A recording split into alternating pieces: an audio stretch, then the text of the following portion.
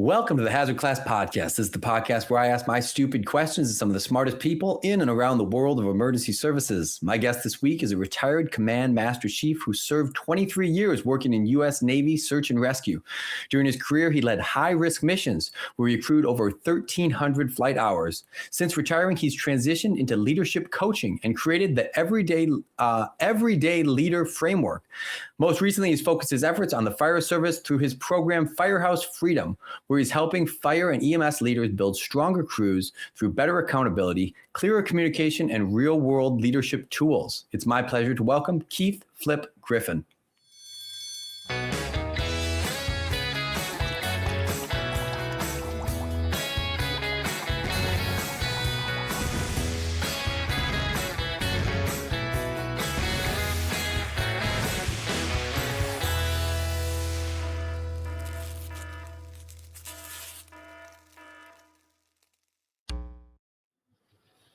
Welcome to the show. What's up? Hey, brother. How are you? Good, man. Real good. Yeah. Thanks for joining me. I'm excited to have a chat.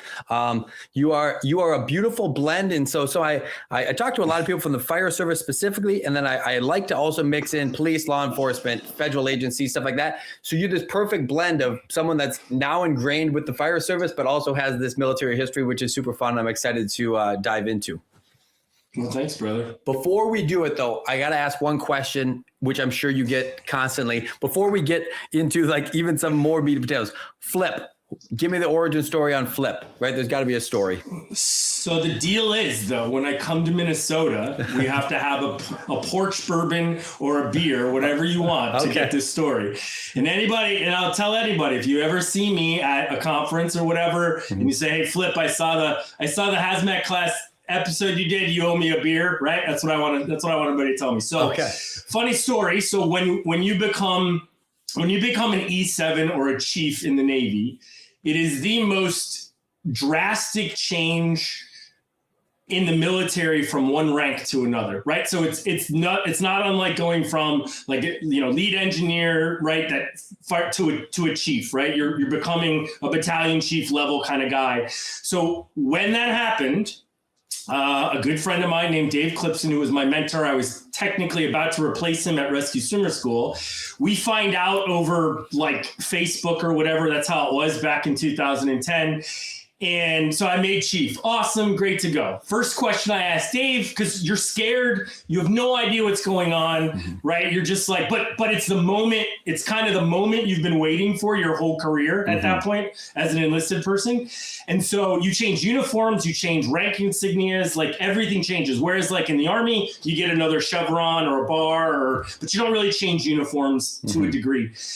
There's also 45 days of initiation and whatever. So you get all this kind of, management and leadership training kind of as you're going through it. So longer story shorter, I end up asking Dave, I'm like, Dave, we just found out at 4:00, right? The day's over. I'm in Pensacola, Florida.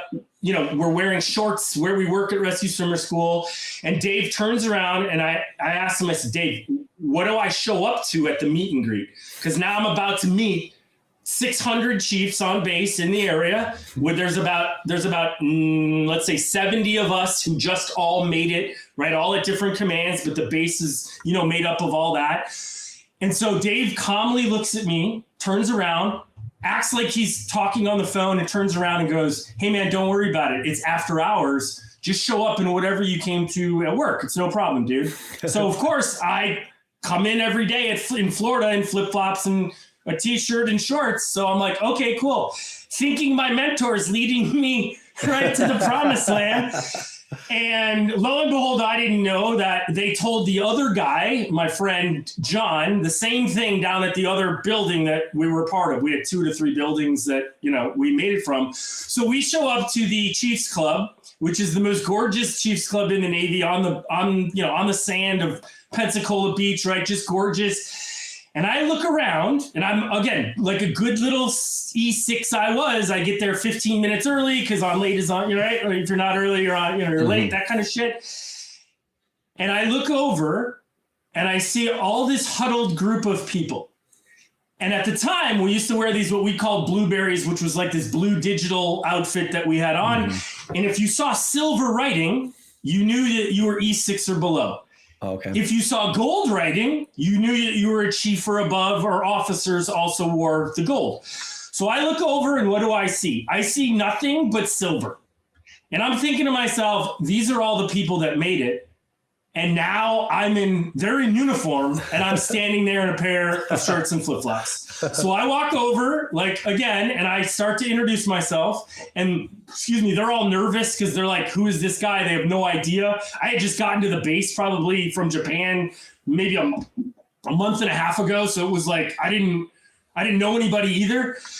And they look at me and I introduced myself and I said, hi, I'm Chief Select. I didn't even finish the word select. That's what we get called, is select. And I just saw all these faces, like with this sigh of relief, like, we don't have the spotlight anymore. Yeah. This dickhead does, right? Yeah. And so I'm like, so lo and behold, of course, I don't have time to go back and get my uniform. None of my guys are there because they knew we're not going to show up on time. John's behind me, shows up, and he's in shorts and flip-flops. So everybody sees it, and they're like, you guys get to introduce yourself first. So we have to walk into the Chiefs Club in shorts and flip-flops while everybody else is in their full uniform. And they're like, you two introduce yourself first. And we were like, I am. And they just crushed us, bro. Like it was it was just that. Right. And so, they instantly, we were like flip-flop, and we just got these nicknames because that's who we were. I actually originally got Flop, and then somehow in between the whole thing, it got changed to Flip. So we didn't care. But Dave tells me afterwards, my buddy, he's like, bro, you don't know what I did for you. Like, you are now part, because the whole thing is really like, are you going to be able to mesh well with this brotherhood? Are you going to, the sisterhood, right? The largest fraternity, we'd call it. And it was perfect because we did. And the nickname stuck, and it kept going. And I was like, you know what, man, I like it. Everybody else likes it. So I was like, screw it, let's just keep going. So I just always have kind of said, you know what, I'm just going to go with that. And here's the hardest part though, Jake, swear to God. Hardest part is everybody knows that easily remember Flip. And now I have to remember everybody else. Like, what's up, Flip? I'm like, hey, you. What's up, brother? How you doing, dude? Yeah, exactly. You know, hey, guy. Like son of a. So, so it was that, dude. It was a great moment and something I'll remember forever. It is. And I think that, to round it into the conversation we're going to have throughout this show is, you didn't even realize the service that your mentor was doing for you, right? He had wisdom that was beyond you, even if it's a silly piece of wisdom, right? He knew what he was doing 100%. And he had a plan, right? There was. Yeah. And so it is interesting to frame it in that perspective, right? There really was some leadership, and there really was some a gift in that, despite the fact that maybe in the moment you felt about 2 inches tall, right? Yeah, I'm pretty sure it was down on the list that he was trying to teach me. So I'm pretty sure he just wanted to screw with us. But nonetheless, bro, like, I love Dave to this day, man. He's a great dude. He's one of the kind of the godfathers in the job scope that we did in search and rescue for the medical side. He was kind of one of those dudes that you just lived in aura about, and was like, man, Dave's that guy. I was proud to take over for him. I was proud to learn from him, and still proud to call him a friend to this day, man. It's just one of those things that kind of stuck, and it's always, I like it. So why not run with it, Yeah.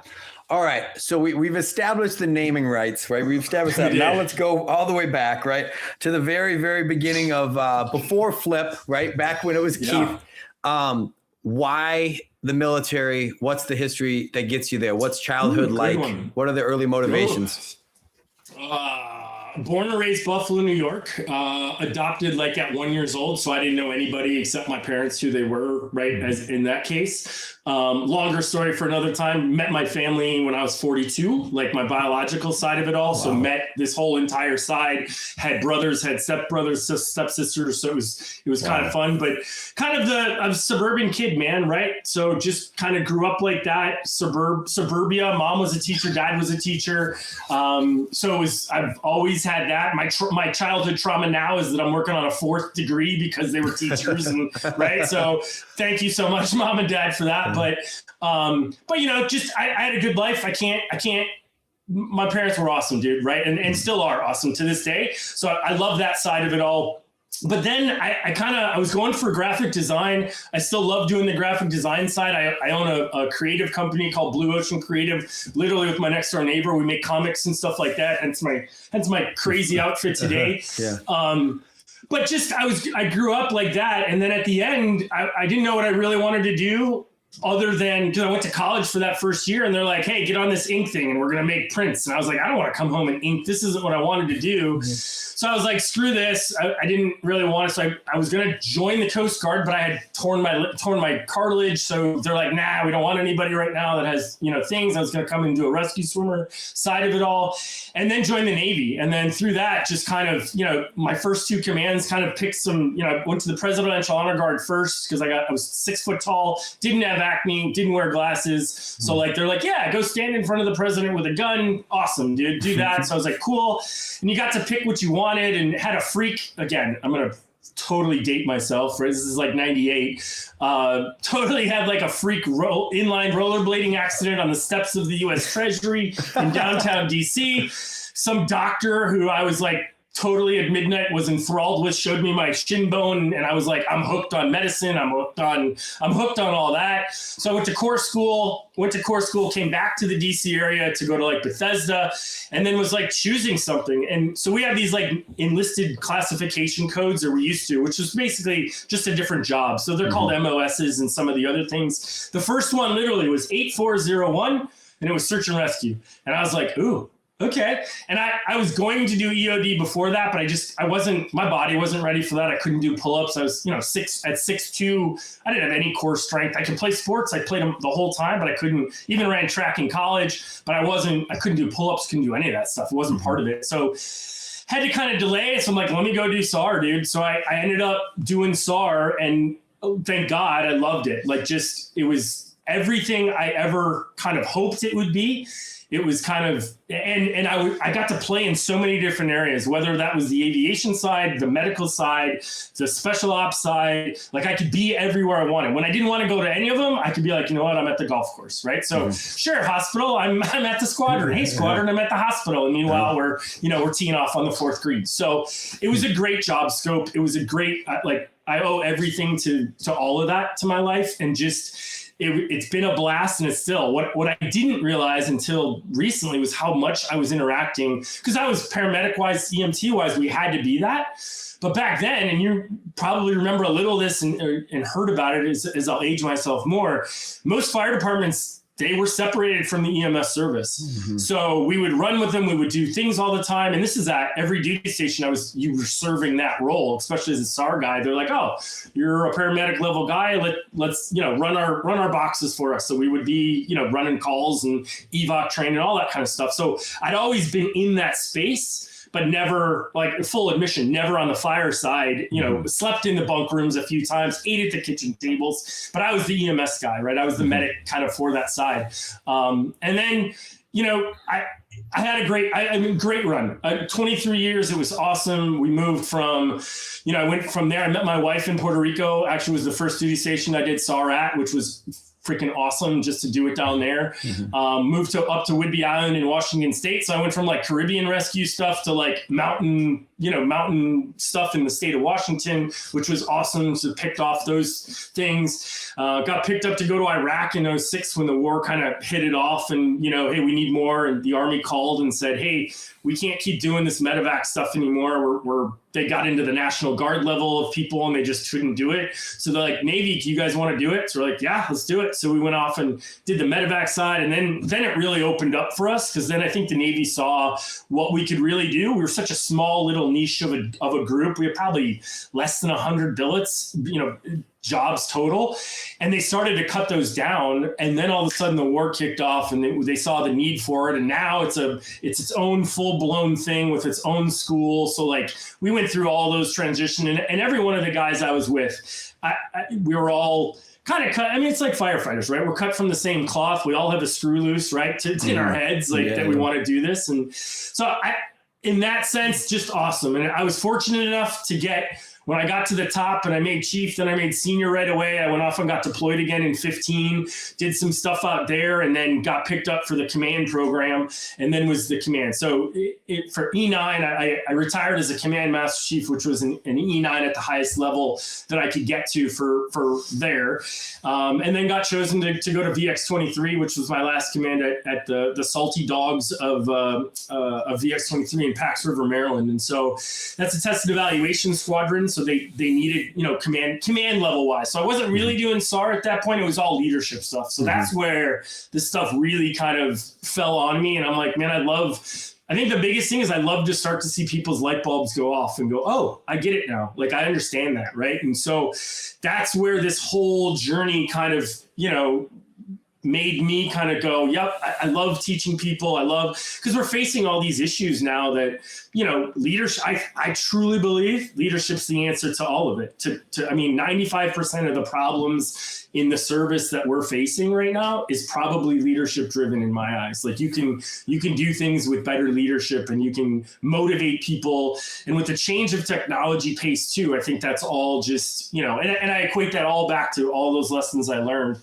SAR and working with all the people that we did. Mm-hmm. So that was a 23-year journey in, 5 minutes or something. Yeah. Which is crazy. I do want to peel back the very origins again a little bit more though. So you talk about you were going to do art school, which ironically I was going to do art school too. And I was going to go, I still do graphic design. I still have this graphic design business. And, so how do you get from art school to military, right? That's a very different polar opposites, someone would say. Well, let's just be real, right? You want me to be real? Let's be real. I learned about weed in college and I was like, dude, okay. And since it wasn't, I wasn't a school kid either. Like I hated school. Now I love it, but like I didn't like it back then. I liked learning what I wanted to learn, not what you had me, right? And I see that in my kids now that they're like, and I'm like, trust me, you'll get to the point where you're picking and choosing. I don't know. I wish I could, I wish I would be able to tell you, like my mom and dad were teachers. They didn't, my dad didn't do Vietnam. My mom, there was nothing like that in our family. My grandfather was World War II mechanic, but he went down to like Charleston to do his stuff. And it wasn't anything, there was never that pull. So if you asked me, I don't know. I don't know what it was that kind of made that happen. Maybe it was that I knew, wow, nobody's ever asked me that before. I think maybe I just was like, well, what am I going to do? And I didn't want to stay around anymore, I think, because I knew I think maybe inside, internally, subconsciously, I was like, man, I need to grow up. So I think maybe that was what it was, is just, go grow up and go do whatever. Never had any intention of staying, like most people will tell you. I didn't have the intention. It wasn't even like, and I kind of sad to say, I feel this way now, or I felt, but like I never felt the country pull, like, hey, you gotta, you gotta, do it for your country. Like I didn't feel that probably until 5 years in. And then I was like, okay, like I get it now. Like I understand what we're doing. I understand why. And lo and behold, it was probably right before, it was about when I made SAR. And then right after that 01 hit, and then the world completely changed on September 11th. So, in that sense, like that was there. But if you ask me origin stories of how, I think it was just, I need to get out of here. And that was maybe the easiest path of like, well, cool. I know they'll give me room, board, money, like all that. I was a chef at the time. I was cooking, in that sense. So I had a job, but I didn't see that. I loved it. Still do cooking. I still do every day, but it was, that's a good, nobody's asked me that before. That's a good one, man. Like, that was a good one. So let's keep going down this rabbit hole then. What did your parents think of it, being non-military background? What did they think of your decision to do that? Being an adopted only child of an Italian mother who was like, oh my God, he's going to die. Right. Like that was, I'm sure what she thought. I know this now. I know they've always been proud of me in everything that I've done. I've learned that kind of over time, becoming a father, I think really helped with that side of it, of learning that piece. But they were scared. I know my mom was scared, and I was too. I'll admit, like there was part of me that didn't want to leave home and didn't want to do. One of the reasons why I got the Guard, I was excited to be, 6 hours away in DC from Buffalo. So that was good. And then I think when I went to Puerto Rico, I think that was still in the SAR world, I was still safe because none of those things were deploying jobs at that time. I didn't deploy until 2006. So I'd been in 10 years before I first deployed because we didn't have those billets weren't open to that degree. So when I went to Iraq and Kuwait and we did that, that was the first time that's not true. I deployed one other time, but it was on a ship, like just off the coast that we were doing things for humanitarian. So, but I think for them, and I believe this now, they're proud of what I did and why I did it. But I think I think scared was the biggest thing, and unknown, right? Because nobody was in it. They had no references of friends or family. They had one friend who was in the Air Force, but he was an officer for X many years, flew in Vietnam and stuff like that. But it wasn't really I don't think there was a pull. That's a good question, man. Damn, you're like Howard Stern Jr. asking some good shit, dude. So you talked about how you felt maybe consciously or subconsciously a need to grow up as you made that choice. What about your early days in the military, like brought you to that point in terms of like, when did you start to feel like that was happening? You growing up? Yeah. It was an E5. I can remember the time exactly when it was. It was, look, the first 4 years in the military is very different, it's very similar to your first 4 years in college for the people who go to college, right? Especially if you go away in a dorm. It's like my daughter's living it right now in a dorm life, and it's staying up late. It's going to work at 6 a.m. after you've been partying until 2. It's all the same stuff, except you have these very major, responsibilities that you just don't like. It's an age thing, as well as I do. Like there's a moment in life where you're like, boom. For me, it was, I got the military, understood it in probably 2002. So I'd been in that long. 9/11 had already happened.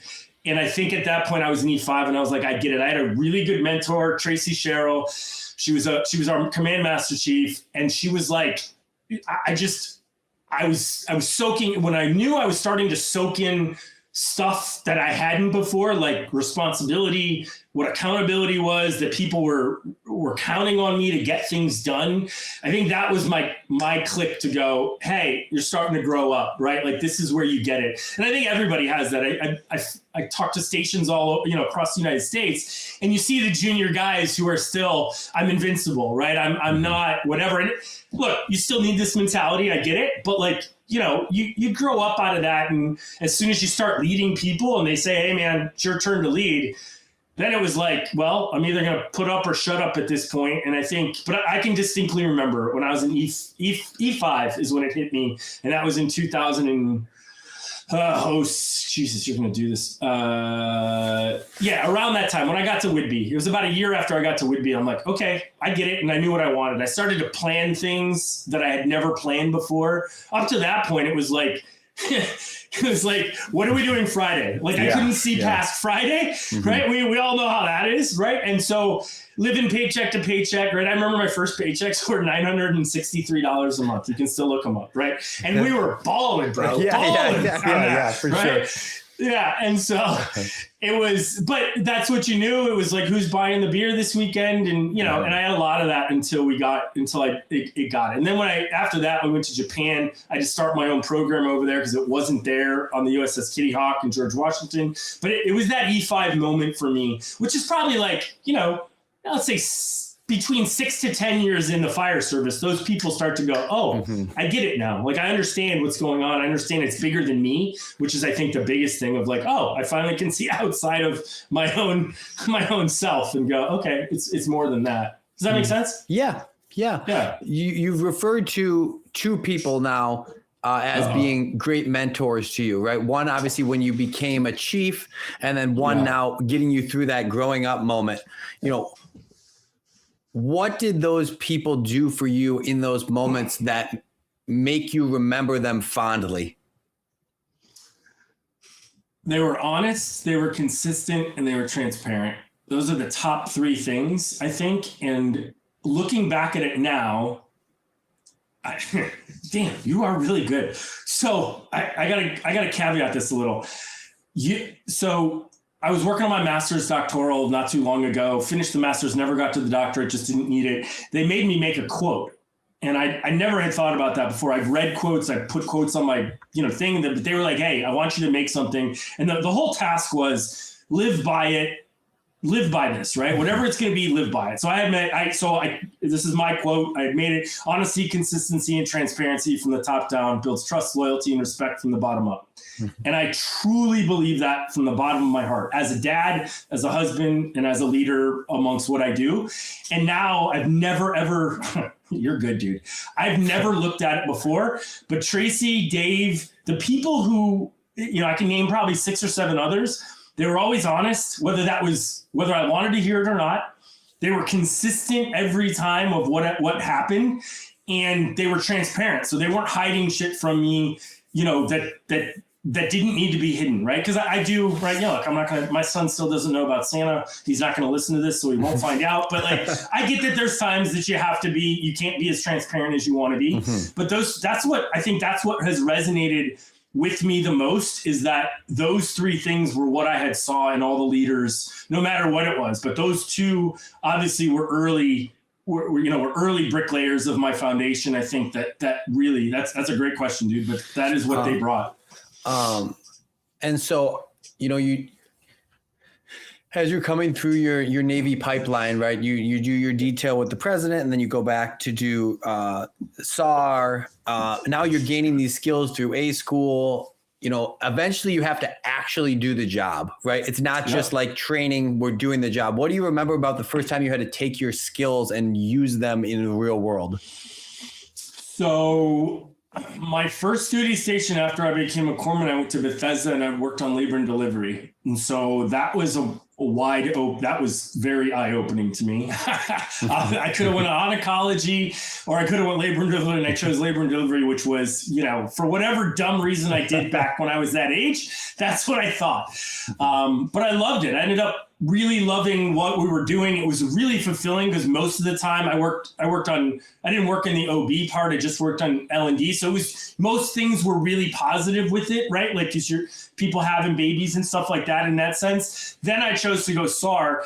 So when I first got to the hospital, I think it was just a shock of what's happening, right? Like, because those skill sets, I didn't learn any about that at core school and, the medic school at all. It was just there. When I first did my first rescue, though, down in Puerto Rico, and I was like, it's on you, man. There's nobody else here to do this. It's on you. You're a sole provider type person, which we were, other than having a rescue swimmers with us or a crew chief. I think that's, to answer the question directly, that was the first time I was like, are my skills going to be okay? We trained a shitload. I felt like really good, but until I had that first patient underneath my hands, I think you don't ever know. I did the same thing before I went to war. Like my buddy Eric, I love him to death. He was like, dude, he wrote me a letter from over there, and he was in the shit with the Marines and doing stuff. And he's like, bro, it just makes, you got that. Hold on, bro. Don't be so excited. But I don't know anybody that didn't have these skill sets that they want to use them, right? Like, because that's the big irony, and that's the big quiet paradox we face in this job is, like, you're a hazmat guy. Mm-hmm. You don't want to have to clean stuff up because the consequences, but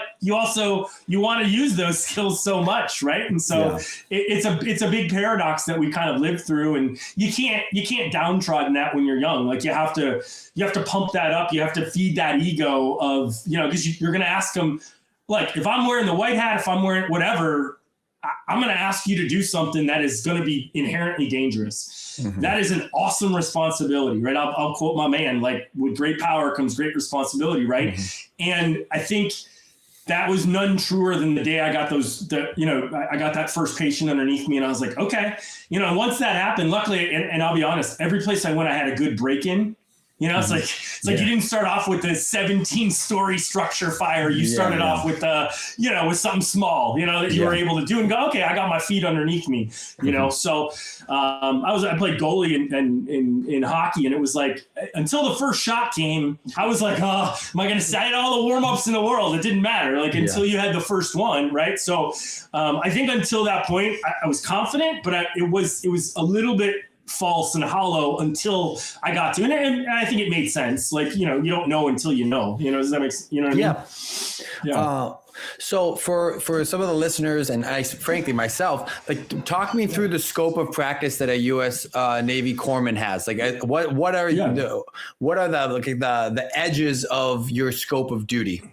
Yeah. So a normal Navy corpsman that can go to any hospital wing and work as a psych tech. They can work as a cardiovascular tech. They can work.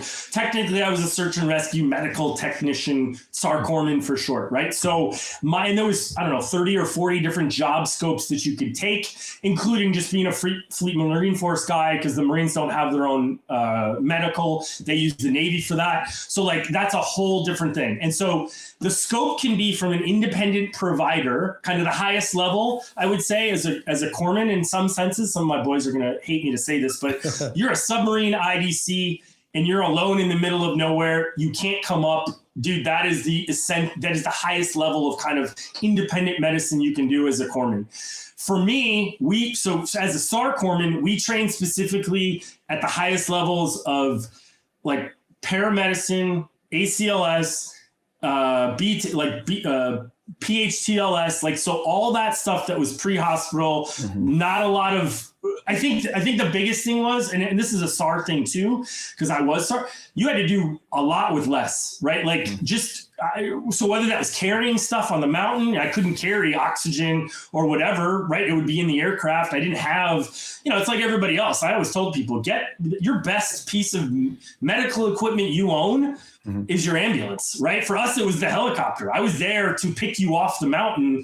So the helicopter was the best piece of medical equipment I could ever give anybody who called and had that. And I think, so the scope wise was we were fully independent, ACLS providers. And we were doing it. There's a lot of guys did codes, definitely intubating people, pushing drugs, all of that stuff. That was the main sense of, interpreting our own rhythms, all that stuff. We weren't calling back to, I can tell you, nobody was calling back to med control. Yeah. You weren't doing any of that. You weren't getting what do I do now? It was kind of, you did that. So, and most of our training helped us do that. Whether it was the pig labs, you went to back in the day or whatever. And I think the great part was this trauma, TCCC was a big thing for us as well. Like, tactical combat casualty care. We integrated that into our side of what we were doing. So it could be any of those things, but SAR wise, you could get anything from a basic pickup to, all the way to a full-blown CASEVAC where, you had to, suppression or whatever it had to be, before you can even get in and go do something. So a pretty big scope that we had.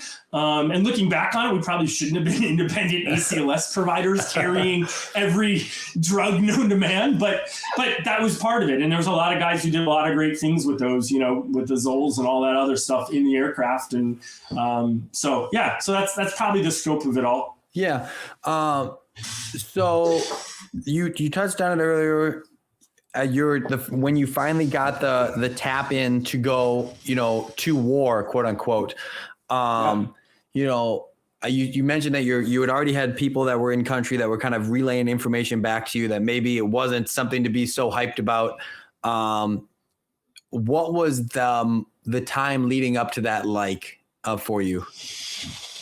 So when our job scope got asked to come in and start to take this mission, remember, we do mostly over water stuff. So for us, obviously Navy, right? So part of us before the war kicked off, we were all station SAR guys. So all over the world, the United States, there was these SAR stations that would support the jets that were wherever they were. That's the main goal of why SAR was at any place. And so when we got that call, and to be fair to Eric, and I love him to death, it wasn't like this note of don't come over, don't do this. It was, hey man, this is the real, like, this isn't, it's a little bit different than even what you're doing now, which is true. Although I'll tell you, a mountain, an ocean can kill you just as fast as a bullet. That's the one thing I learned, right? Like, you get left on the mountain, you're dead, or you get left in the ocean, you're dead, that type of thing. So I think though, when I heard that, it was a buildup because we were also, not only were we just pulling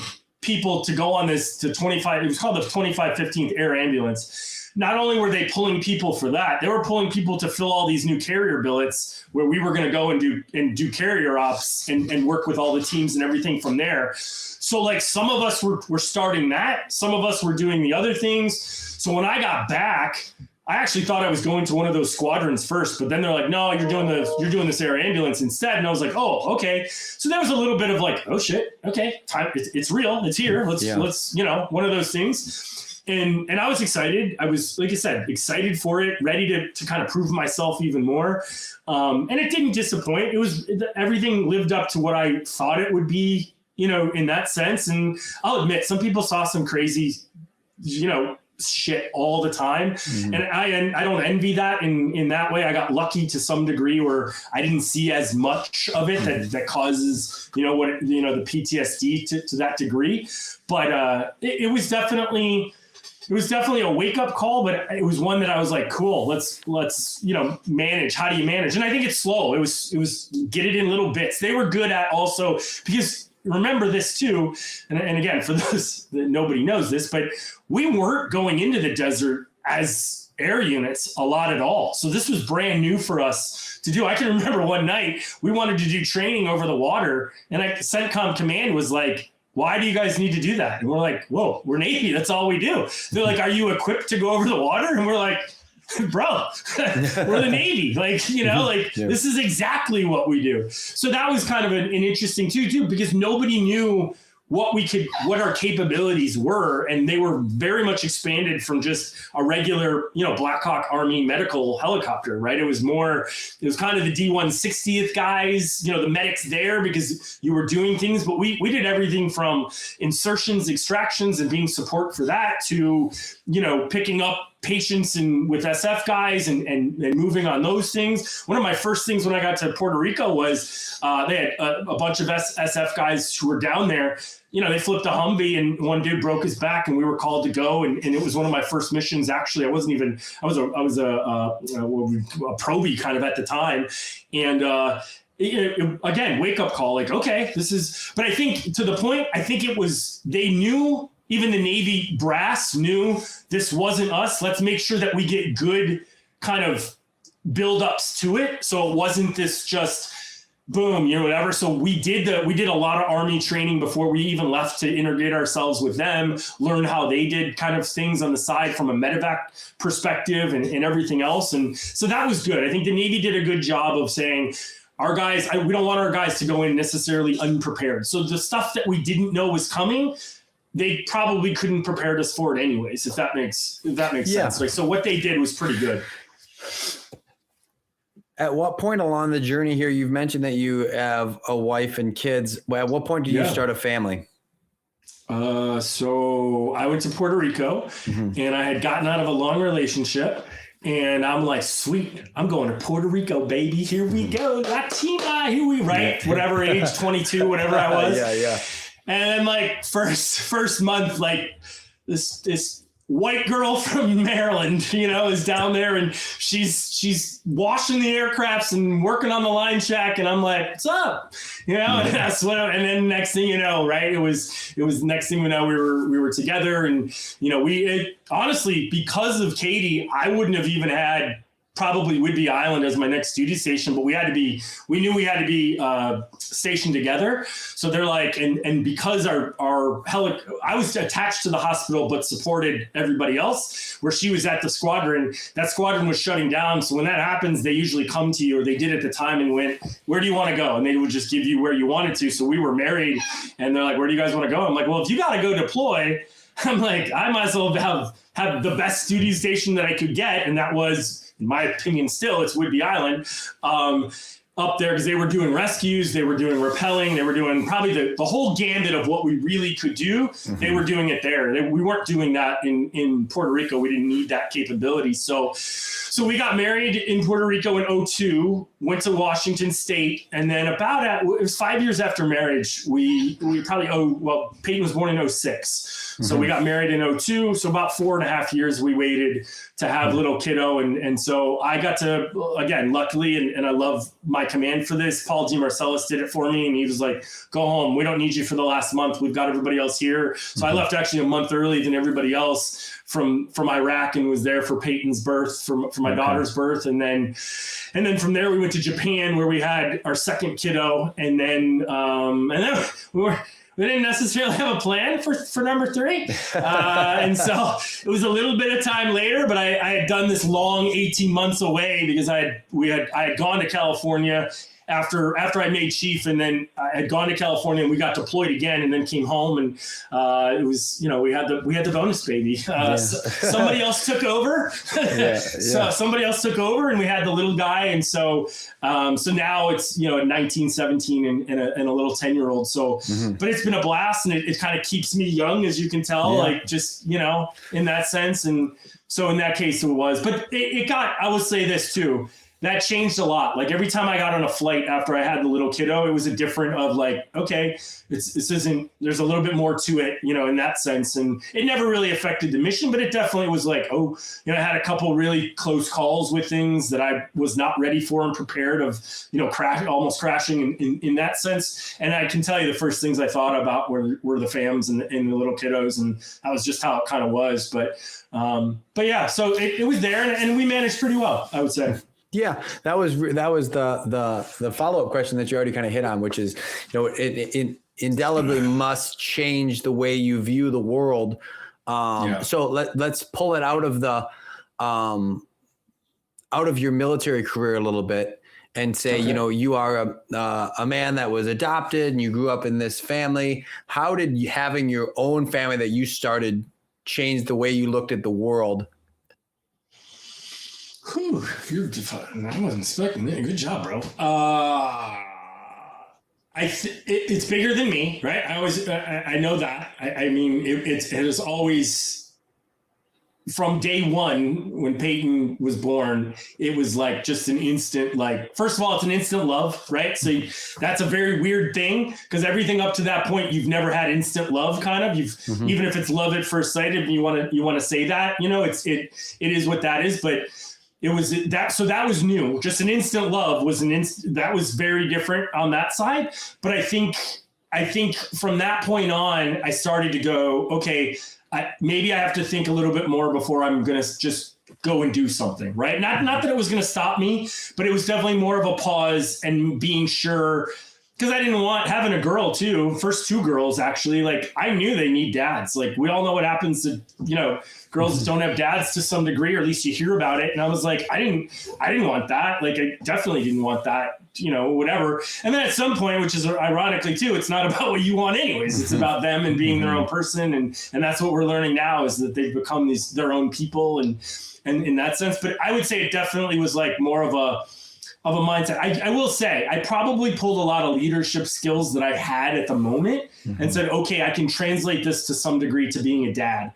Right. And they weren't instantly transferable. It wasn't like it was that, but it was definitely pieces of that it was like, okay, this is kind of like when I have to reprimand someone, you know what I mean? In that sense, but a very different version, right? Cause it's your own. So, But yeah, so I definitely paused a little bit more and thought things through, I think, more than anything else, right? Like than I ever had before, because I knew that it was bigger. It was definitely bigger than me at this point. How did it change your relationship with your parents? Good. Man, damn, you're good. I always for the better, right? So growing up, obviously they adopted me. So for them, it was like, this is our shot. This is our, right? This is us. And so I think they've always wanted to be grandparents, and I think so. And I think to see that, I think what hurt the most was that we were moving all the time. And like, if I don't have a lot of regrets in life, very few to tell you the truth, but like, part of me wishes we could have had we're all in one place forever, right? And some military people get that, right? They never leave Bragg, they never leave Norfolk, they never leave San Diego. We were all over, right? Like we definitely went all different places around the world. So in one sense, it was cool because my parents came to Japan, they came to Puerto Rico, they came to Maryland, they came to Florida. So for them, it was a little bit in that sense. But I wish they had the connection a little bit more than what I do, but I understand, right? I understand that that's not, it's just different. And I think you find your own love, you find how things are going to work and, with that, but I'm proud of my parents for a lot of different reasons. I know they're proud of me. They've told me that. But when we had the kiddos, I think that was the only little bit of regret. I wish we were in one spot all the time, and that way we can have a little bit close. They could be a little bit closer in that sense, if that makes sense. Yeah. And you talked about the transferable leadership skills from your career to fatherhood. At this point in your career, you're a little over a decade in when you have your first kid, or you're about a decade in when you have your first kid. What was your leadership understanding at that point? What had you done? Obviously you progress from that point on as you make chief officer and then beyond. But, at that point, you're an E5, E6. What was your leadership level and what was your understanding, I suppose, at that moment versus how did it shape going forward differently? So that's a lot of questions. Sorry. Yeah, that's okay. So I think this is the first time I've been asked deep questions like this. So good for you. I think I had already gotten it, right? So I'll use air quotes. I already understood that life was bigger than me. So I had crossed that threshold already. Obviously, when you get married, you still, you pour all your love, heart, and soul, but you're really giving half of it up and saying, this is a team effort, whatever that's going to be. And that's always, I'm really proud that Katie and I have been together for as long as for 25 years, almost 25 years. Like I know a lot of people that didn't make that. So when the kids happened, I think it just leveled up again to go, this is another example of where things are bigger than you, right? It's not about you. It's about, so the first time was the patients. The first time was my sailors when I had the privilege to lead people. But up until so the combination of them all was even impacting more about accountability for other people that I probably didn't have before that. I had a little bit of it, but like now when you have kids and now I can transfer also my deep appreciation and respect and everything that I had for the kiddos to the other side to go. So I think it's a good thing. And look, my best two friends to this day are both command master chiefs, and they both don't have their own children. They're both, they both decided that wasn't for them. So it's always been interesting to me having the kiddos and doing things. And it's, it's Uncle Jason and Uncle Matt to my kids, and that's how they were raised. But I think the transfer of just back and forth, you saw such similarities in how you were, I used to say, I still do to some degree, my mom was a guidance counselor sort of teacher in elementary schools. My dad was a business teacher in high school. So my whole life, it was like, I see how you're acting like the kids I see every day, or I know how you're going to get when you get in high school. Yep. So I had this place I played in, but to your point about leadership and the question, I was able to draw both sides because I saw what it was going to be. The family side, I knew it needed my accountability. I knew it needed my responsibility. And on the other side, it also was that. And to more maturely, if you're not a father or you're not a mother, you get it, but there's a little piece that's just not there yet, right? And whether you choose to or not, there's always going to be a piece of like, I don't know what that means. But for me, it was a transfer. And I will say, not in a good way sometimes, because like you can't knife hand your kids, right? Like, and Katie'd be like, "You're knife handing Peyton." I'm like, "Damn it, shit!" Like, sorry, So to this day, I'm like, Peyton, I'm really sorry for knife handing you. Like, I didn't mean to do that when we were younger. So in that case, you gotta, especially when I got to search and rescue, so like SAR school, aviation rescue swimmer school, we were screaming. Like your first 2 weeks there, you were getting, instructors were hammering you, and that was part of it. I'd come home like, you know, and like, oh shit, like my daughter's freaking out because I'm knife handing her right now, you know? So I think, but you got to learn how to do that too, right? You can't bring your work home. You got, you know, just like in the fire service, like there are things that maybe decompression wise, but you can't take out what you saw, you know, or what you did on your kids, you know, in that kind of a sense. It's tough. And it's tough. I'll be honest, like you got to get used to it. It's a new learning curve for everybody. So as you stepped more and more into these leadership roles inside of your career, you know, when was it that you had that like unlock moment that like leading people is the thing that you felt attached to or drawn to? It was at Whitby. We had 3 equal E5s at one point in time, and we were on our own. 3 dudes, Nick Hall, Eric Lemke, and me. And we were the medics. We were the SAR corpsmen for that unit. So we would fly all the time. It was great. We were begging to have duty because you wanted to rescue, that type of a thing. And I think it was at that moment where I was like, since we were all equal, even though we were, you know, Eric was in charge, then it was Nick, then it was me. I think though we had this autonomy, and you could either sink or swim, right? You were either going to take advantage of the situation, or you were going to go, all right, I'm going to start to lead and do what they're asking me to do. And Tracy was there for that. Tracy was the one that, you know, I'd go to, and I can remember wanting to so the hospital corpsmen have a super rich tradition for over 100 years of just, and every year they have a hospital corps ball.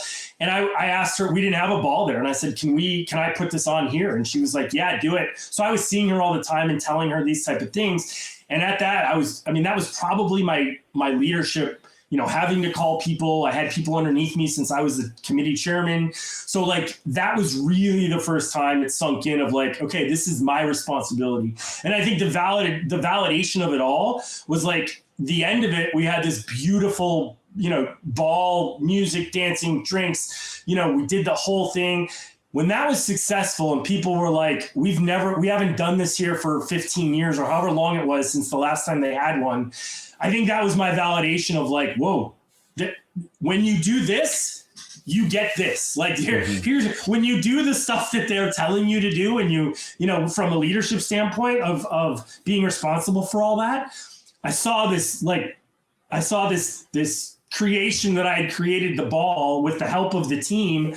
And it was like, man, I get it now. Like, I think I understand that. So that was what propelled me to the next stage when I got to Japan and I was in E6 and I had some people underneath me. Like, that was like, but learned a heavy lesson there when I was like, sure, I'll show up when I can and I'll leave this guy in charge when I'm not here. I learned about false leadership and about hollow leadership, about, dude, you can't. You got to be there every day in front of them. You know, observability, being able to be seen, and be, you know, that was super important. So I still had a lot of lessons in leadership that I hadn't learned. But if you ask for that moment, it probably was the culmination of that event, that hospital corps ball, the success I saw, and just knowing what I had put into it was like, man, I didn't work that hard to put into it. I didn't think so. And so I think I figured it out like, wow, I like that. And it's not work, right? Because I'm assuming since you started the pot, you love hazmat and doing that side of this job, that you're like, man, it's not work to me, right? It doesn't feel like work. And that was like, wow, that's great. And that's what leadership was as I do it. And again, the best part about the Navy, every single rank then after that was more leadership and more leadership. And when I got to be a chief, and then, you know, the following year after I made chief, I was like, what can I do to be part of, you know, the process? What can I do for these 45 days to be part of it? And I think I was the golf tournament chairman, I think, at that point, because we do a golf tournament every year. Then that was another successful thing that people saw. And I was like, man, another validating thing. And I still didn't really have people in charge of me, or, I mean, I did, but not huge numbers. It wasn't until I went to sea again, and then I had a full team, you know, and when we went in 15, when we went out there and ISIS was kicking off and doing that was when it was all came together of like, I'm not a solo guy anymore, right? Even though, right, it was more now I have this team and what can I do for this team and stuff. But that moment of that, you know, getting those things done and seeing the success, it was definitely what propelled it. Mm-hmm. Hey gang, if you could do me a big favor, if you enjoy the podcast, please consider subscribing on YouTube, Spotify, Apple Podcasts. Follow the show on social media.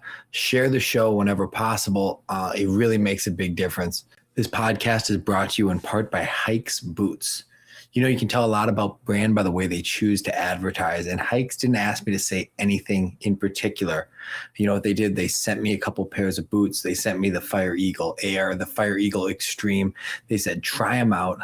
Let us know how you think they do. And let me tell you the truth. They've been awesome. My feet are loving it. They're supportive.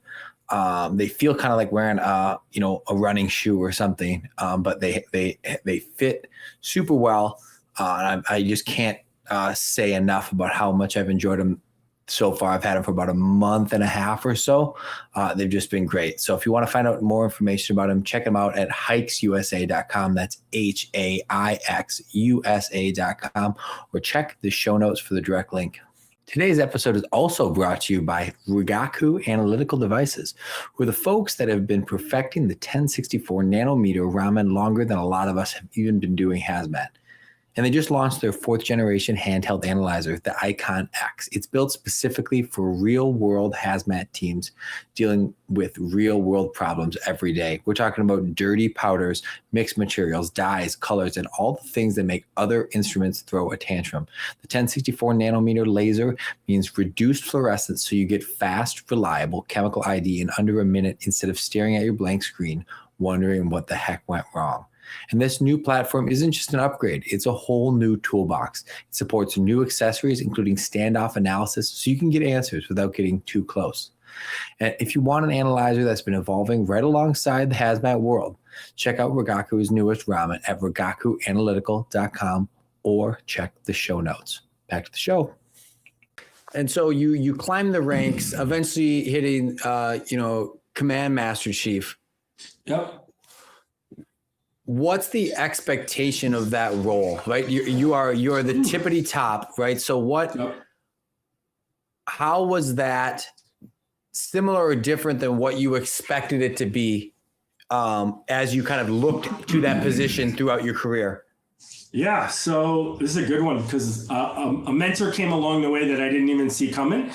And to this day, I'm not going to be able to make his retirement, but there's a Force Master Chief named Jimmy Haley, and he's now the Force Master Chief of the Atlantic Coast, actually. So all the aviation forces on the Atlantic Coast, Jimmy's kind of the head enlisted guy of all of that. And he wasn't that at the time. He was just my Command Master Chief when I was with the carrier staff. And I can remember at that moment, like, I put all my leaders on a pedestal to that point, including Jimmy. And what I found out, and he went through, I'll admit it, we were on deployment and he knew, I don't want to necessarily say all his business. He had some heavy family issues that happened before we went, like knowing something was going to happen when he left, like something, not a negative. And he also had the biggest positive in that, I'm pretty sure he just had a baby or his wife was pregnant at the time. So like I saw this guy who I put up on these pedestals of leaders. And then I realized he's normal, right?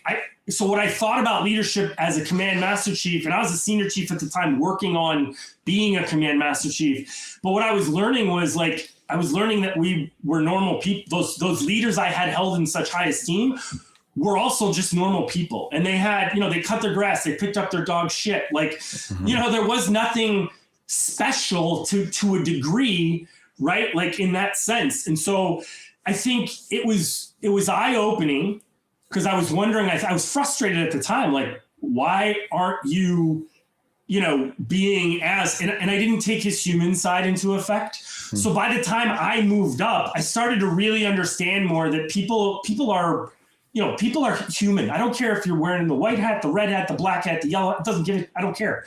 You're a human being. And when I looked at like leadership, then what the lens it gave me more was like, this isn't about the big stuff. It's never been about the big things. It's always about the day-to-day stuff. Like when I went back and looked at everything, I think that was one of the biggest takeaways, right? So a great story I tell all the time in my classes is I got to NLEC, which is Naval Leadership and Ethics Command, and it's part of the Naval War College. And we had this really rough Master Chief as our class lead. He was the head of the whole thing. Full sleeve tattoos, right? Just Tony Adams was his name. I love and a great guy. And I just remember and you're there and you're thinking to yourself, dude, I'm going to learn all this stuff, how to give an evaluation, how to do a disciplinary review board, how to do whatever, right? And the first thing I remember him saying, which blew my mind to this day, we had probably 20 people in the class. We had a class mentor who was another Master Chief that had come in from the outside to kind of mentor our class. Great guy, Tuck Williams. And I learned this was crazy to me. But he asked everybody, the very first question he asked everybody, he's like, welcome, everybody. Glad you're here. Tony gives us all the rules. Yeah, here's your phone numbers, blah, blah, blah. Here's what's going to happen. I got one question for you guys.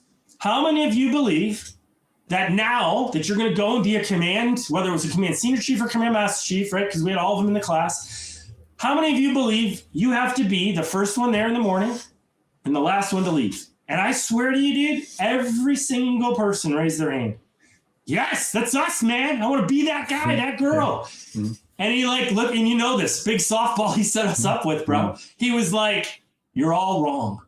Every one of you is wrong and you're going to burn out and fail. And we were like, what? And he's like, dude, not only are you not going to be able to do that, he's like, because you're going to get calls on the weekend. You're not going to cut your grass. And you're going to go, when am I going to cut my grass? And you got to cut your grass, right? And he's like, so you're going to he's like, what I'm going to teach you to do is call your CO and go, hey man, I had a hell of a weekend with some things. I'm going to take Monday off and I'm going to cut the grass, right?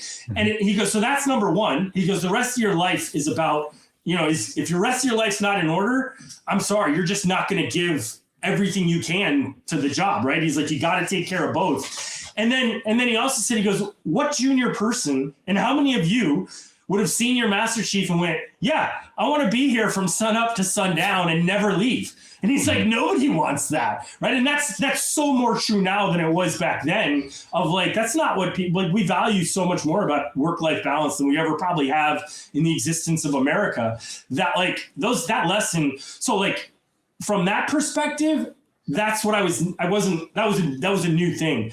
But for us in general, we take care of all the enlisted for the command. So there's 24 programs. I think it's 24 programs that we're responsible for, from physical fitness to so ultimately the CO, but it's their task to us to disseminate. So our chiefs are usually the head of that, and then I'm watching the chiefs and making sure those programs are all kind of there. Secondarily, we were supposed to support the CO in his decisions. So when he was making decisions and he needed, close the door, I'm going to tell you really how it is, Cooter. I'm going to tell you what it is, Job. Those were the moments where I'm like, dude, if you do that, I promise you that's not going to look good. When I open this door, I do not want you to walk out there and say what you just said to me. Cool, think of it in your head, but don't walk out of this door and say that, right? And so I think that was the other thing of just being this voice of reason to these very high up that they're under pressure. I get it, right? Their commanding officers above them are looking for them. And so our job was really to support and go, here's what I see at our level. And then just the last piece is make shit happen, man. The Air Force is good. Any Air Force guy, I hope our girl will tell you this. If it doesn't say it, the Air Force doesn't do it, right? At least that's what they tell me, right? So if it isn't in the manual, the Navy's the total opposite. If it doesn't say it, fuck it. Let's try it, dude. Let's see if it's going to get the job done, right? And so pros and cons to both sides, obviously. But that was the other thing of they just expected you to get shit done. And whether that was I'm not saying it's by the book. Of course, we were doing things ethically and morally. That was all absolutely above board where it needed to be. But if I was hey, what, there's going to be an investigation. Let me find out the information first.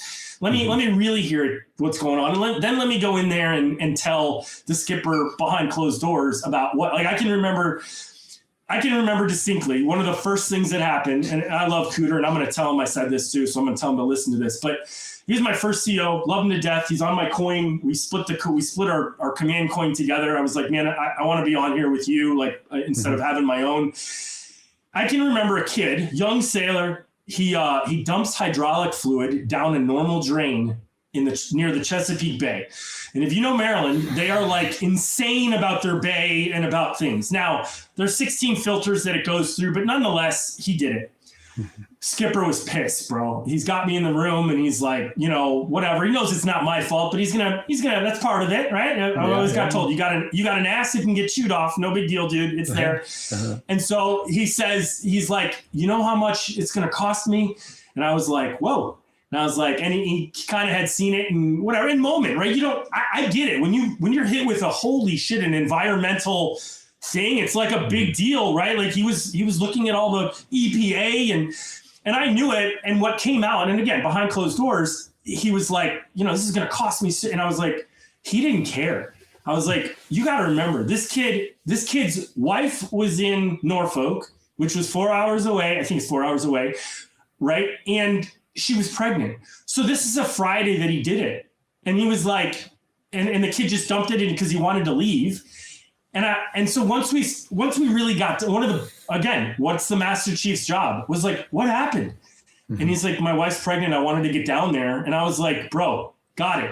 But there was, again, was it the right thing to do? No, but you could at least understand where a 19-year-old kid with a pregnant wife is coming from. You know, he's up here, she's deployed, you know, she's down there on a carrier. So you understood what was going on. And I think that was one of our biggest things that as CMCs we can do is advise our skipper on, look, maybe it's not a good idea to hammer this guy, right? Like maybe there's a better way we can kind of work this out rather than whatever. And I think that's probably our biggest attribute is like, maybe there's a better way we can look at it rather than just what the black and white rules say it has to be, right? And so I think for any CMC around, to that advisement, those programs, and just being a sailor and as a you know, someplace to not rest your head, but someplace that you can kind of go, yep, like we got this for all the people involved. Like that's kind of really what we do.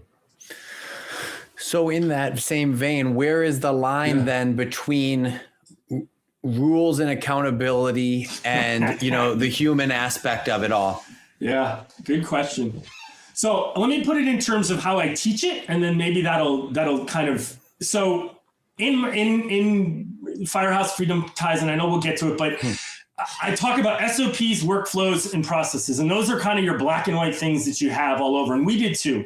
But what I learned was, and this was going from squadron to squadron to squadron, they all operated a little different, right? Even their names, their logos, their, right? Like super shit hot world famous Golden Dragons. Boom. You saw that plastered all over from VFA 192, where you looked at like, you know, the Red Cocks of VFA 101, and you're like, they're a very different version of what's, you know, and so in that retrospect, it was different where you were. So those company norms where you went, they're real. Like you can't not say that they're real. If I go to one department, like we were talking off before, like Minnesota has a very different version. I think you were telling me about Mankato, whatever, where they got live-ins there. That's a very different version than someplace else. That's like all volunteer and nobody even goes in the building until something happens, right? So I think those norms, so that was it for us. Like what were my company norms? Where could I bend the rules if I needed to a little bit to get something done and make something happen? Because it was two things for us, mission and sailors, right?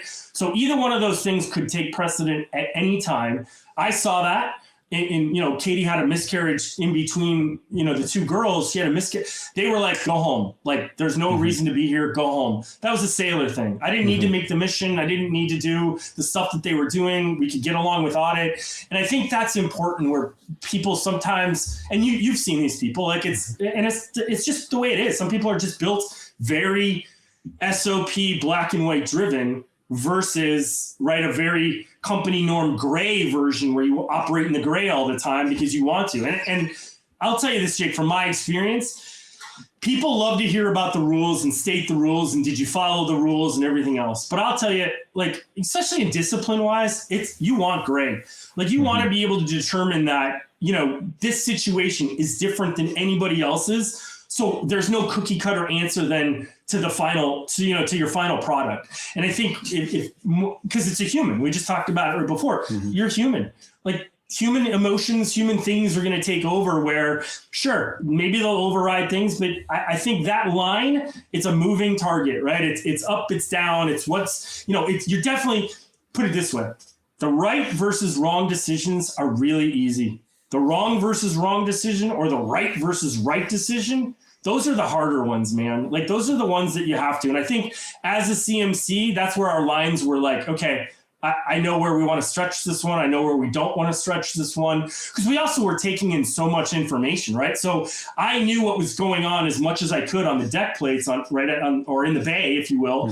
At the same time, I also knew what skipper's pressures were to go, I know what's coming down the pipe from him. I need to make sure that my people are prepared for that in a sense. So sometimes that was moving a line a little bit so we can make sure something happens. Sometimes it wasn't. Sometimes it was working overtime and pushing people to their exact limits versus saying it's time to go. I know you're supposed to all be here. Go home. We don't need you today. Like in that sense, go away type of a deal. So I have a lot of gratitude for the fact that we had the ability to move that line when we needed to, for the right reasons, right? Yeah. Not for the wrong reasons, but for the right reasons, And I think that gets missed a lot because people think it has to be so cookie cutter, and I don't necessarily. Some things do. Some things are very good to be cookie cutter with, but I think for us allowing to be able to move that line, I think is a sign of a good leader, right? Like it's a really good leader that's able to move that needle and still accomplish your mission and still get good results from it, Mm-hmm.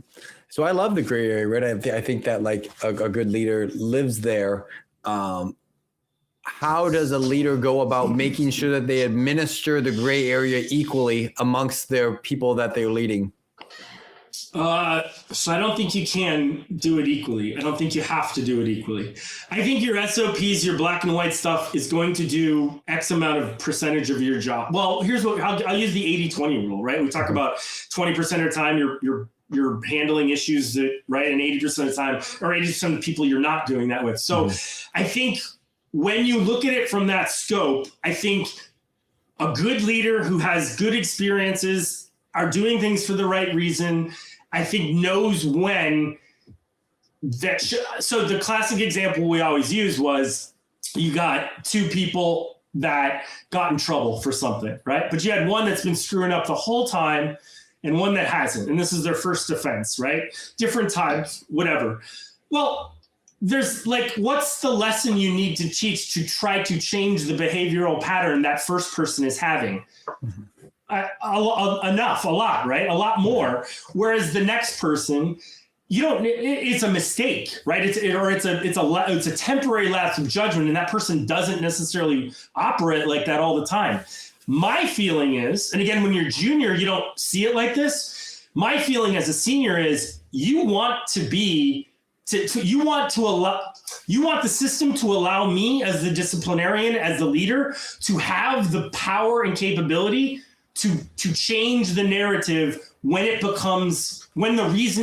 right reason is there, right? So I know we talk about equality, but life isn't fair. Life isn't equal, right? Mm-hmm. You put in enough, you're going to get more. If you put in a little, you're going to get a little. So I do think from a standpoint, and I'm not saying things shouldn't be equal. We don't want to go down that type of roads for everything. I do believe that.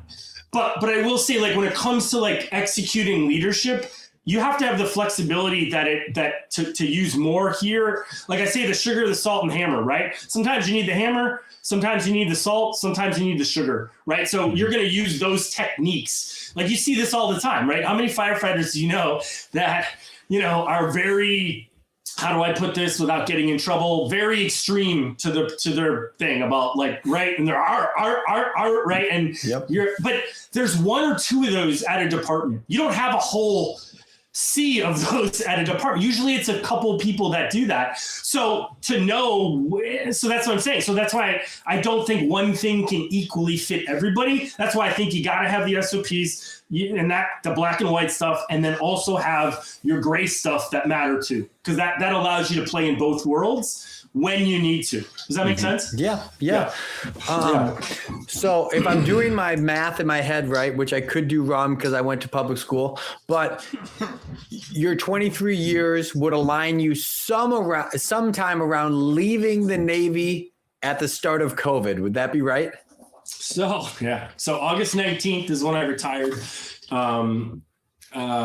Officially retired, and of 2019 we were in Maryland for until June of 2020. So we made the decision to move to Kansas City, where I am now, in probably around Christmas time right after Christmas time of 2020. And then by the time, March was kicking off, March and April is when it got really hot and heavy. Katie got furloughed immediately because she was working in people's mouths. You couldn't even go in Maryland. It was treated so differently. Like I just did a class for Leawood Fire Department here in Kansas. And I was like, I got to Kansas. Like, so in Maryland, you couldn't even go into the grocery store with your family. It was one person only. The shelves were like bare, like it was serious there. And I get it, right? Populated area. We get to the Midwest, and like people are like, "Hey, you coming to the pool today?" And I was like, "What? What's going on? Yeah. Like, what do you mean?" But what I realized was, like, not only was it not coming here as much as it was in other places, so we weren't getting that, but like it was just you didn't see it like that. It wasn't approached on like that. So yeah, we moved June of 2020, right during COVID. We got really lucky and sold the house to another military family that was coming in. So they rented for a month, and then we moved in June of 2020, stayed 9 months in my in-laws' basement. And then we moved into our house February of 21. So we've been here ever since. What was the decision to leave like? Was it scary, or were you looking forward to it, or what was that like? So being an only child and getting grounded a lot because I used to lie all the time, the change, I used to love, I loved the change. Like, give me a new duty station. I'm ready. This is so exciting. Let me build something back up. Like, that was always fun to me. So there was a little bit of that too there, but I think we also knew we were going to move for the last time, and we weren't going to move anymore, at least not until, the kids are grown up or whatever. And so it was... All our stuff was in storage for 9 months while they were building our house. The house got delayed by I don't know how long, so wasn't able to move in on time when we were supposed to. So that was 8th grade, 6th grade, and 2 dogs all down in a 900 square foot basement. So that was fun. We'll say fun is the best word. Yeah. But like I think it was. We were used to the moves. That was nothing for us. But I think just coming to a place, which I'll tell you, by the way, this is the first time, Katie and I just talked about this the other day. It's the first time we've been in one place where we start to feel like a community. We start to feel like, right, like I just, I know we'll get to it, but I just said to myself, man, in 2026, I don't want to just, but looking local and really starting to put effort into my local departments as well as everybody else, but now having a little bit more, because I was like, man, why not, right? Those are the ones that are right here. They're the ones that are going to help me and my family if something ever happened. So I started to look at that. So we love it here. Her parents were here too. So that was her parents and sister and everybody were here. My parents were in Florida, still are at the time. So they were in a retirement community. So it wasn't like we were going to move down there. My parents didn't like that we moved here to a degree, but I think they understand, right? I didn't realize this, Al, but this is a tough part too. You had mentioned this before, but I heard recently, like the most important family is the one that you build, right? And so that's not taken away from my parents or anything, but like, it was like, yeah, I got to do this for not me. I was doing it because it was like my daughter's on scholarship for soccer.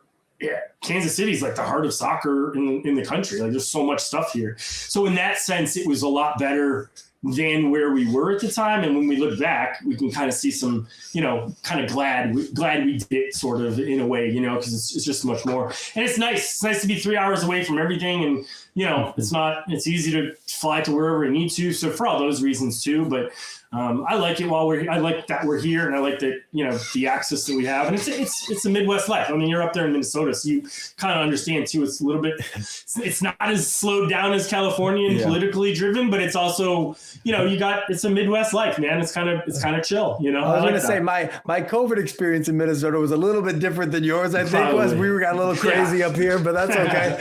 But you're near a big city though too, right? That's true. So, yeah, that's true. Yeah. Outside it was a little bit less, but so now we finally got, an hour and 15 minutes into talking, right? Let's finally talk about your thing. We're cruising. I love it.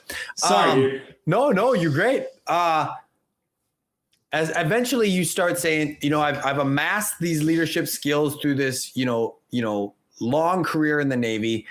let's do something with them for the betterment of the world, right? Yeah. And so then you start working on the everyday leader framework, and so talk to me about the development of that, the motivating factors to do it. Bring me into that. Yeah. So first year I was kind of searching, what am I going to get? Found a government contract job with like kind of, you know, the machine, the war machine. I was part of, you know, went into a side. And I kind of hated it. I'll be honest with you. Like, it was project management and it was good, but I was probably shocked more than anything else from it. So I already had an internship at a medical company, which was kind of went defunct a little bit from before. So now I'm into like, now we move here. Right. And so now I was like, so I will tell everybody this too. If you're a chief, if you're whoever getting ready to retire, one of the first things you got to do, and it's tough and it takes people as long as you need to, is you got to find your purpose, right? Because I'm not Command Master Chief Griffin anymore. I'm Flip, right? Like I'm not that guy. So I had to see that. So I started to, honestly, somebody brought me on here to talk about the good, the bad, and the toxic leadership. And so I came on her podcast. She was just she owned a business where she cleaned like after tornadoes and stuff like that, where they do that. And so she's talking leadership. And I kind of struck me like this, someone who was just small business wise, right? So that's all she was, very successful. But she wanted me on to talk leadership, and she wanted the leadership piece to be part of it. And I was like, that was interesting to me. And again, I loved leadership. I had the last 3 years, I would teach every single chance I could to the new chiefs, you know, every single time, and all the events that we had. So now I'm like, what do? I didn't know what I was going to do. I went from a one job to another job to a third job. I think I ended up with 5 or 6 when I ended up getting to it, just to try to find. I was searching for stuff. Met another guy named Dale Walls, dude. I'll tell you, to this day, I owe a ton to him. He owns Lions Guide, which is where I found him. I'm on his podcast doing the exact same thing. Former Marine turned CEO of a $20 million company, had 200 people, right? Loved the Marine Corps. His principles were very Marine based that he was using, and was doing it successfully while still having an amazing family, doing all the stuff that he was doing. And I was like, man, this is awesome. So we teamed up, and I said, man, I'll take the leadership development side. You take, you're doing the self-discipline side. And he was so successful what he was doing. He was kind of just, do the rest of his things, because he's a great small business leader, can absolutely tell you exactly what's going on with all kinds of stuff and help you because people were coming to him and saying, how are you running a $20 million company and having time to coach, go to all your events? Like, how is that happening? And he had this I don't know if it was an official to this day. I don't know if it's official, but he kind of coined it as Founders Freedom. And what he was doing was saying, look, if you do these things and these kind of not really templates, but kind of areas of focus, you can do both, right? You can have your cake and eat it too. And I was awestruck by that. I still to this day respect him hugely. And so I started there, and I started to build out my course of what I wanted to do. We had done something at the Naval War College that I had already started. I used a prism, like Pink Floyd's prism, and I said, cool, if you could take all these, I reversed it. And I said, if I could put all these colors in, whatever's inside of that prism is going to make it one big white thing. And I was like, that's your goal, right? A team is what you're forming. So I had that in my brain for as long as I could. And I'm like, well, what's inside of that, that piece? And so I started to get to kind of think more about it and start to put pieces in. And so I broke it up myself into these 3, hey, you gotta kind of know who you are. You gotta kind of do well of leading yourself, and then you gotta kind of lead others. And he helped immensely. As he brought all his expertise, I really helped build this program out and built this everyday leader course, right? Wrote an ebook that I've now pulled because I'm rewriting it for Firehouse Freedom. And then, so he just started doing that, had mastery classes, which he already had on board, and he brought me in, and we started to, I started to learn that side of it, because he was still to this day is very good one-on-one about, well, what does that make you feel like? Well, what can you do better? Like I didn't have that side. I knew, do what I say, right? I knew knife handing people, right? And he did too when he was in the Marine, but he had very much graduated into this very, still to this day, mature mentor that he is. And then, so we started to build that out and we did great. We ended up building an app and everything was good. And then literally we get a phone call from Annapolis Fire Department from Deputy Chief Nathan Powell. And I was like, what's up? And he's like, we need this. And I was like, what? And he's like, nobody's talking about what you're talking about. Nobody. He's like, everybody talks about, fire ground leadership and what to do and command and control, but it's all mostly command and control. And then what happens is you have this trickle down effect where we get back to the firehouse and you try to use command and control, or you try to adapt your command and control. And what they found, it wasn't working, right? And so add to that new technologies on the horizon and all the stuff that's happened. So they're like, we want you to come in. So I was like, great. So we did the everyday leadership course for them about almost 3 years ago now.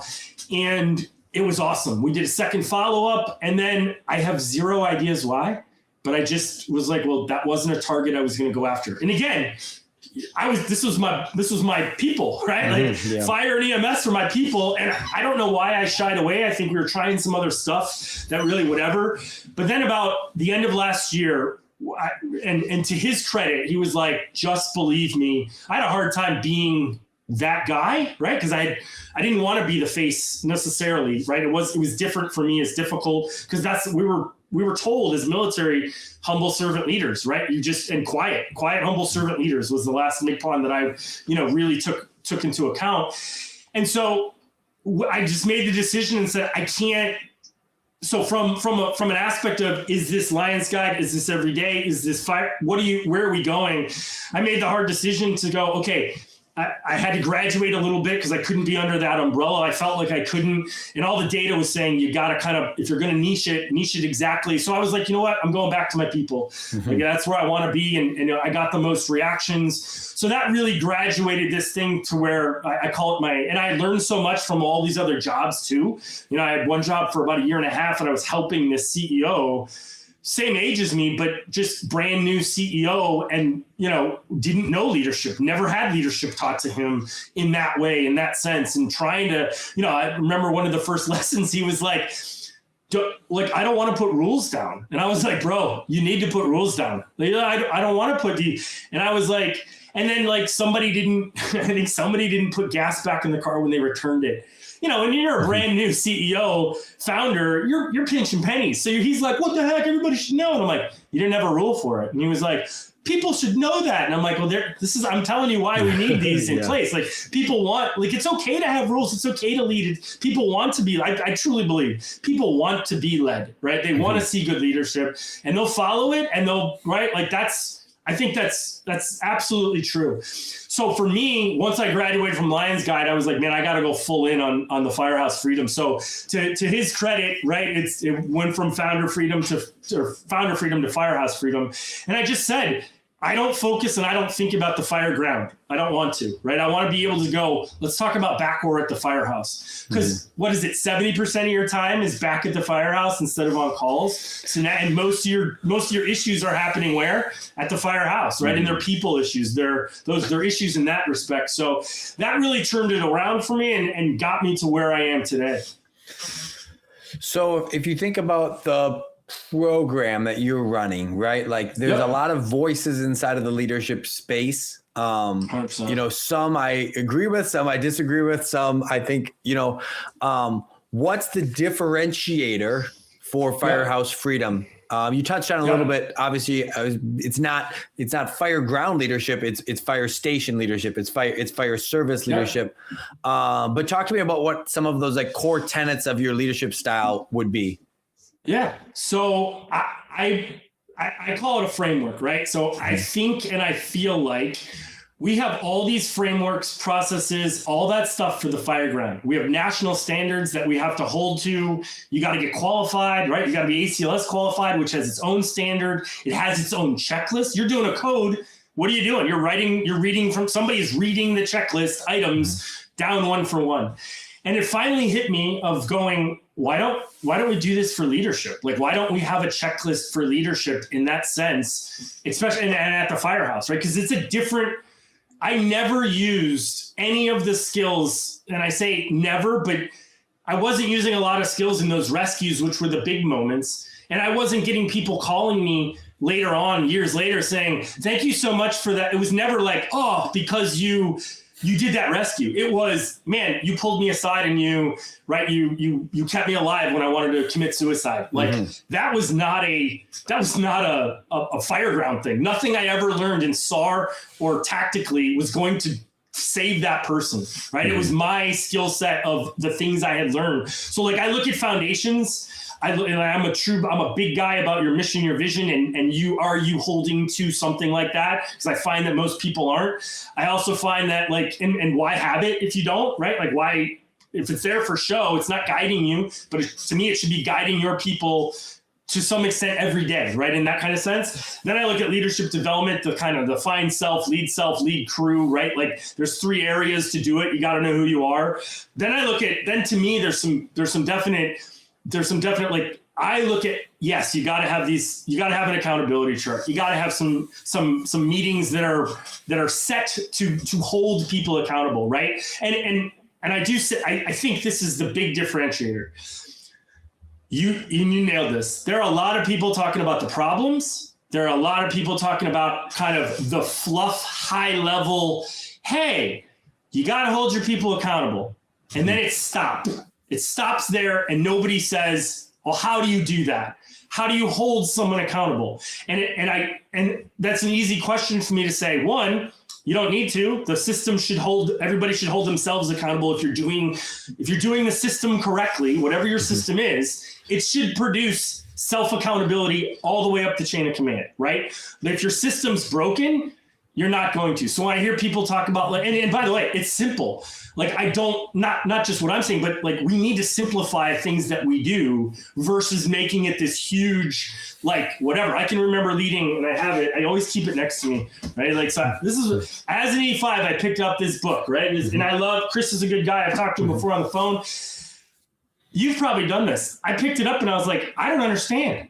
Like it's too much for me. Like, and I look back to Einstein's quote of like, if you can't explain something in simple terms, then you don't really know it. And I think leadership's that. Like you got to be able to simplify it for your people and everything else, because that'll hold the accountability there. And then the other one for me, so it's foundations, leadership development, accountability, and then communications. I regularly, routinely tell people, they're like, because it's the second biggest thing. We have problems communicating, right? We have communication problems. You've probably heard that, right? And I tell them right away, I said, you have the wrong long C, starts with a C, ends with an N word that you're talking about. You do not have communication problems. You have clarification problems because there are a billion ways that we communicate: email, text, WhatsApp, like whatever apps, right? We have different things within our fire service that we can communicate with people with, right? But we don't clarify, and we don't want to clarify. We make assumptions that people know stuff, and I'm like, just ask somebody. You've heard me say it here. Like I say it all the time. My wife hates it, but does that make sense? Like if I say that to you, I'm saying, did I clear it up enough for you? Did I say it that you understand it and get it through? So like those things for me, like those ones. And I think other people, again, to your point, and I'm going to say one caveat at the end. I think everybody who we are, we're all Stoics, man, right? We're the Senecas, we're the Aristotles, we're that of today, that everybody's going to come at it from a different angle. Like no matter who you have on, they're going to give you something of their version of what that is, right? And I tell everybody this, and I try to do it once a quarter. If I'm not resonating with you, you don't like my voice, you don't like my shirt, you don't like whatever, great. But go find someone, because if you're seeking it a little bit, you're at least you're seeking it. And that to me that's the key, right? Like if you're looking for that kind of stuff, like for you like talking to people about their leadership journeys, and you know that your audience is getting something out of that. But the however many podcasts you have are different versions of that leadership and what to do. So I tell every class, I hope you can walk away with either one of 3 things. Walk away with an aha moment, a big one, oh man, walk away with a different point of view that you didn't see it like that before. And that's a little bit more, relatable. And I think this is a big one that drives into fatherhood too, for me anyway, is can I plant a seed in someone that in a year, in 2 years is going to sprout and they're going to go, dude, that's what Flip was talking about, right? Like, so I try to angle for those 3 things. And whenever I write, speak, or even I'm on a show, I want to make sure that you can take tomorrow on your shift. I don't say hold someone accountable. I say, hey man, take 60 seconds and ask someone what they're doing today, and then tell them and show them how it matters to your mission. Mm-hmm. That'll make so big of a deal to them to go, man, I didn't see that coming. Or every week, give an attaboy to an attagirl to someone in your department, whether they did something extraordinary. Like if you just do it for the extraordinary moments, it's not that, it's the everyday moments that matter. So make those, hey man, that's a great job enrolling that, man. Like I know, whatever, we've had problems, whatever it's going to be for you, right? Like, so I'm always about the everyday stuff. Obviously that's what it came from, but I think that's more important. I think that's where we live most of the time. We don't live in the big moments. We live in the everyday moments. And I think that's important. Mm-hmm. So in totality with this, what's the goal? What is your hope, or your prayer for the future with this whole thing? I think from my perspective, I want to be able to departments, to people who are open to it and are looking for, I guess you would say, something maybe a little different, something like I'm fire adjacent to some degree, right? Like if I would have stayed, if I was a normal EMT instead of the way that we were in the military, and I stayed as an EMT, I would have been absorbed by the fire department by this time anyways, probably, right? So what I look at it, and to everybody else, in my prayer, I love how you put that, is that if you're seeking it, great. Listen, if it resonates, awesome. If it doesn't, right? Like I'm just trying for those three things. My prayer is you get an aha moment, you get, right? You get you see it from a different angle that you may have not saw before. And then, or I'm going to create a seed for later. And I think I just really like to focus on the small stuff, the little things. Because I think here's the other side too.